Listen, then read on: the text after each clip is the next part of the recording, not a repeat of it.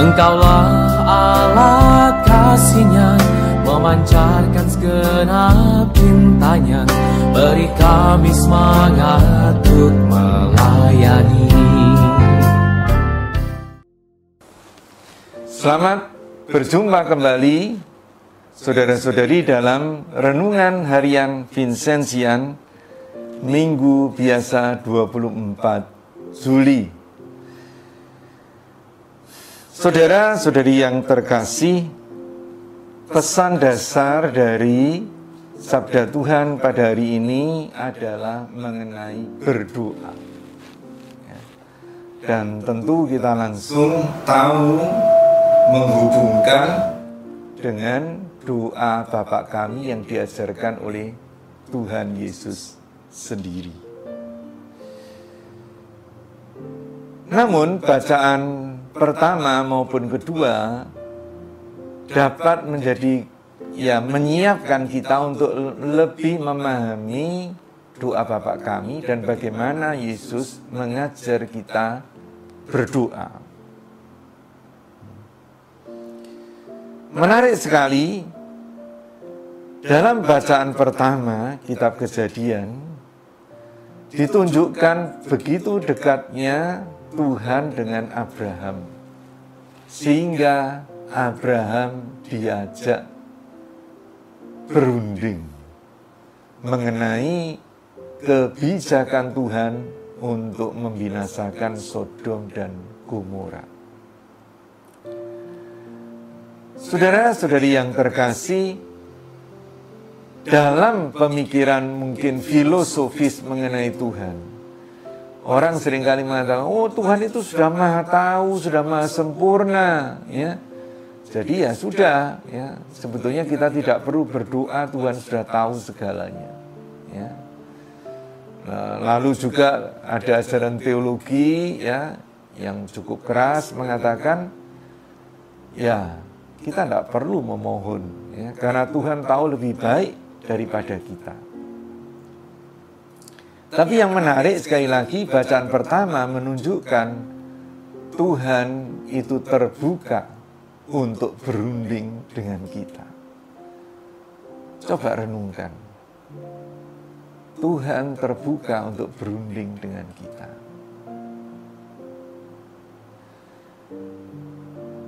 Menunjukkan betapa Tuhan itu begitu menghargai kita. Sekaligus juga ini menjadi dasar bagi kita untuk berharap dalam doa kita. Menjadi dasar juga bahwa kita juga berani mengajukan permohonan-permohonan kita. Karena kalau Tuhan itu sudah tahu dengan pasti, tidak bisa diubah sebagainya, ya untuk apa berdoa? Ya. Jadi bacaan pertama itu menyiapkan kepada kita Tuhan yang begitu dekat dengan kita. Tuhan maha sempurna, tapi Dia menghargai kita. Memang ya, seringkali dari dialog kita dengan Tuhan, dari perundingan kita dengan Tuhan, kata terakhir tentu ada pada Tuhan. Tapi lewat berunding itu, kita juga dilegakan. Karena kita memahami, kalau Tuhan melakukan kebijakan ini, sudah dipertimbangkan masa-masa. Kedua, juga dasar dari kita itu berdoa adalah karena kita ini sudah dibaptis. Dibaptis artinya apa? Rasul Paulus mengatakan bahwa kita ini sudah dikuburkan dan dibangkitkan bersama Kristus lewat pembaptisan. Apa hubungannya ini dengan doa? Pertama-tama tentu saja kita ini layak untuk berdoa karena kita sudah dipersatukan dengan Kristus. Dan Kristus itu anak Allah. Maka kita juga adalah anak Allah. Kita boleh, kita berhak untuk berdoa kepada Allah Bapa kita. Namun selain itu, saudara-saudara, kita diingatkan dalam hidup dan termasuk juga dalam doa kita, supaya kita itu tidak berdoa menurut cara lama kita sebagai manusia lama, manusia yang berdosa.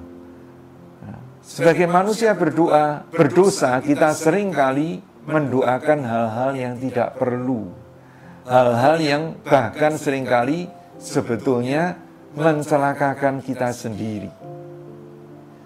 Maka kalau Rasul Paulus mengatakan, mengingatkan kita sudah dikuburkan, manusia lama kita sudah dikuburkan dan dibangkitkan manusia baru kita bersama Kristus, kita harus berpikir, kita harus merasa ya, dengan hati kita ya, sehati dan seperasaan dengan Kristus. Nah, inilah yang akan membuat kita dapat berdoa seperti Kristus berdoa. Landasannya bukan nafsu kita, bukan keinginan kita, tetapi keinginan Kristus yang adalah citra Allah, adalah anak Allah, sebagaimana kita juga adalah citra dan anak-anak Allah. Nah, Tuhan Yesus tidak hanya mengajarkan sikap-sikap dasar kita, tapi Tuhan Yesus juga menunjukkan contoh bagaimana kita itu berdoa. Kita berdoa pertama-tama untuk menguduskan nama Tuhan. Artinya kita berdoa dengan keyakinan, dengan penuh syukur Tuhan itu Bapa kita yang Maha Rahim. Kedua, kita juga sadar ya, kalau hidup kita diperintah oleh Tuhan, kalau Tuhan sungguh meraja di hati kita, kita itu mengalami damainya. Kita itu siap untuk melakukan apa-apa yang terbaik bagi Tuhan dan bagi sesama kita. Oleh karena itulah maka kita berdoa, datanglah kerajaan-Mu. Maksudnya, biarlah manusia membuka hatinya untuk menerima Tuhan sebagai Raja. Artinya, hidup sesuai dengan kehendak Tuhan, rencana-rencana Tuhan yang terbaik baginya dan bagi sesamanya manusia. Tentu sebagai manusia kita membutuhkan makanan atau rezeki setiap hari. Dan untuk menyadari bahwa itu semua bukan hanya jerih payah kita, tapi sungguh-sungguh anugerah Tuhan, ya, juga lewat pekerjaan, lewat jerih payah kita, Tuhan yang menganugerahkan. Karena itu kita mohon kepada Tuhan supaya diberi makanan setiap hari. Untuk menyadari bahwa setiap hari Tuhan itu memelihara kita. Lalu menyangkut hubungan dengan sesama. Kita sadar bahwa tidak ada orang yang sempurna. Karena itu kita mohon ampun kepada Tuhan. Kita mohon ampun dengan sikap dasar karena kita sendiri juga mau mengampuni sesama kita. Saudara-saudari yang terkasih, di akhir doa menurut Lukas ini, Tuhan Yesus mengatakan supaya kita itu tidak dibawa atau jatuh dalam pencobaan. Karena kita tahu, walaupun kita ini sudah manusia baru yang dibangkitkan, seringkali ada cobaan-cobaan yang menjatuhkan kita.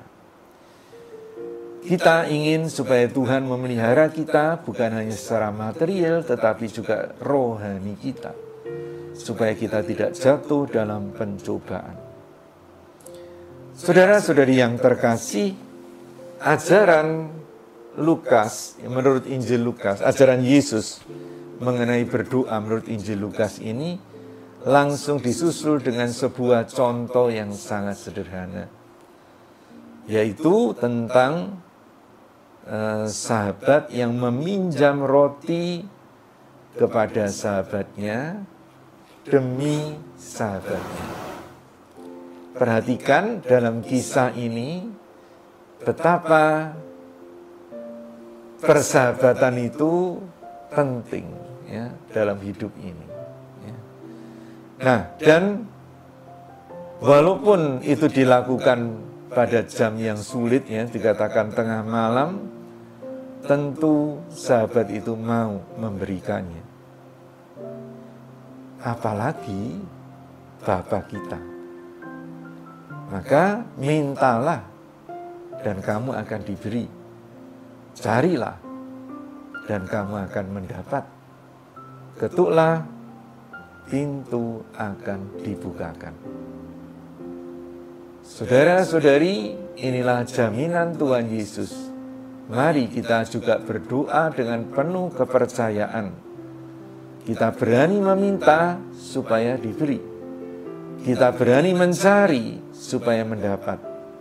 Kita berani mengetuk supaya pintu dibukakan bagi kita. Demikian pula kita juga mau bersikap pada sesama kita yang minta kepada kita. Sesama kita yang mencari sesuatu dari apa yang kita punya. Sesama yang mengetuk pintu hati kita. Jika kita mengharapkan itu dari Tuhan, kita juga mau melakukannya kepada sesama kita. Amin.